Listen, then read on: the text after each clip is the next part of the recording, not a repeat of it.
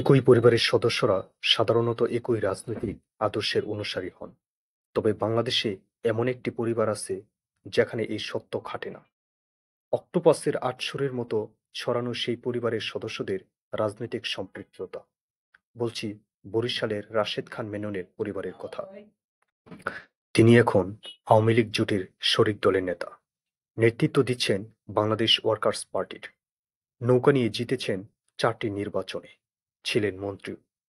তবে তারই আপন বোন সেলিমা রহমানই আবার বিপরীত স্রোতের যাত্রী। তিনি বিএনপির নেতা, যে সে নেতা নন আবার, দলটির সর্বোচ্চ নীতি নির্ধারণী পর্ষদ স্থায়ী কমিটির সদস্য।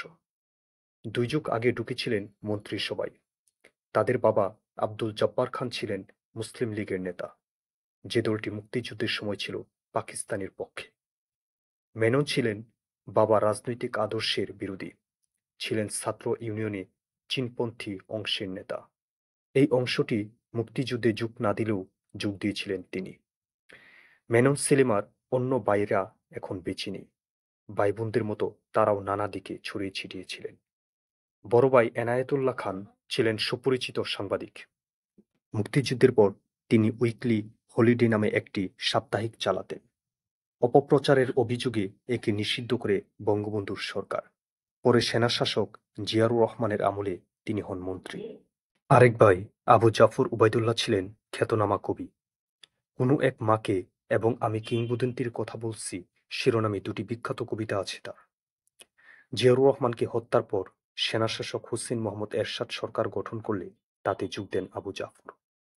আরেক ভাই সাদেক খান ছিলেন সাংবাদিক, কলাম লেখক, অংশ নেন ভাষা আন্দোলন, মুক্তিযুদ্ধে। স্বাধীনতার পর ধীরে ধীরে সেনাবাহিনী রাজনীতিতে জড়িয়ে গেলে তাদের সঙ্গে সম্পর্ক বাড়ান সাদেক খান।